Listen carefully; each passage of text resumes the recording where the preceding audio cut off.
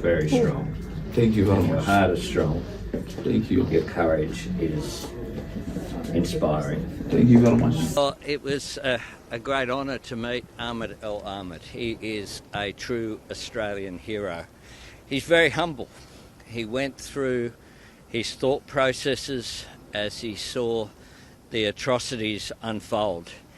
He had gone to Bondi with friends and relatives. He was trying to get a cup of coffee. Simple as that, and found himself at a moment where people were being shot in front of him. He decided to take action, and his bravery is an inspiration for all Australians. He is a very humble man. Tomorrow he will undergo further surgery. His mother and father are here visiting him from Syria, and I was able to meet them as well. They're very proud parents. He, at a moment where we have seen evil perpetrated, he shines out as an example of the strength of humanity. We are a brave country. Ahmed al Ahmed represents the best of our country. We will not allow this country to be divided. That is what the terrorists seek. We will unite, we will embrace each other, and we'll get through this. Thank you very much. Thank you very much. Thank you very much. It would appear that there is evidence that this was inspired by a terrorist organisation, by ISIS. Now, some of the evidence which is being procured, including the presence of Islamic State flags in the vehicle that has been seized, are a part of that. Radical perversion of Islam is absolutely a problem. It is something that has been identified globally as a problem as well. ISIS is created by an evil ideology that has been called out, not just by the Australian government, but globally as well.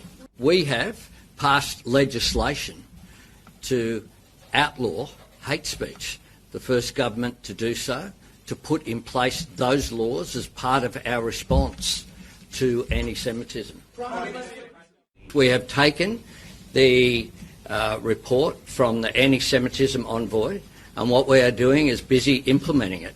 And we talked about that yesterday. We went through the full range of measures which we are doing. I talked about it, including the hate speech, Nazi symbols, what we're doing on doxing, what we've done with the creation of the National Student Ombudsman, what we're doing with the education program on Together for Humanity in schools, as well as security, migration issues and cultural issues as well. I think what Australians want is to come together. What terrorists seek to do is to create division, is to create conflict, is to undermine social cohesion. At that time, we're a better country than that, and we can't allow their objective to be successful. And that is why we must come together as a nation. I think overwhelmingly that is the feedback that I get across the board of what people want to see.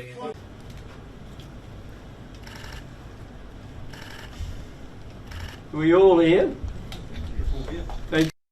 I want to add my sense of sadness and my condolences, and also my anger at what happened in our country on Sunday. I think it has disabused everybody of this idea that it can't happen here. It can happen here. And it can happen here when forces of hatred are allowed to go unchecked. And there's little doubt that since October the 7th, 2023, not enough has been done by those who command authority and respect in our society to prevent, cauterise and denounce the spread of anti-Semitism.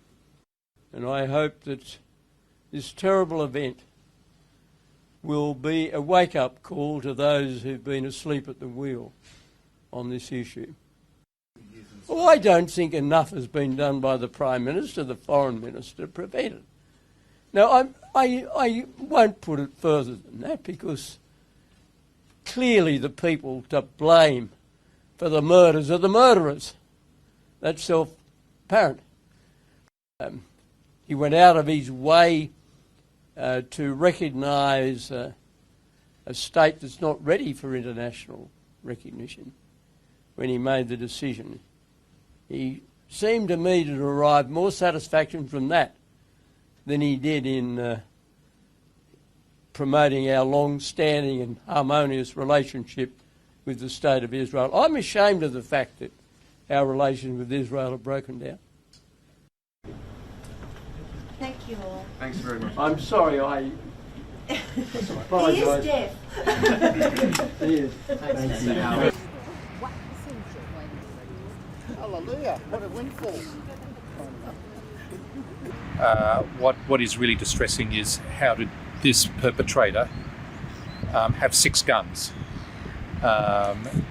Living in suburban Australia, you don't need 6 guns. He was on an ASIO watch list. What is he doing with 6 guns? That really has to be an issue that's examined.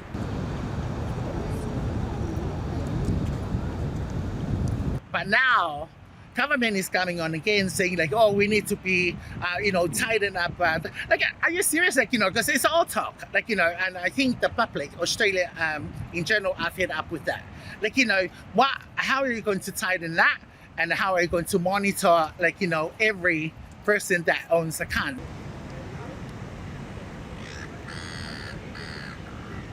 They need to go at least 3 months to 6 months, like to look into every gun owner, like a person that owns a gun. Like, what the activity have been done in the last, like, instead of just having, like, 6 guns registered under one license, like, and yet, like, it ended up in wrong hands of people.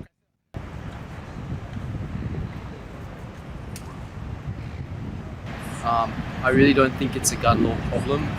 I know personally, from personal experience of friends who have firearms due to sort of sporting reasons, it's very, very difficult in Australia to purchase a firearm.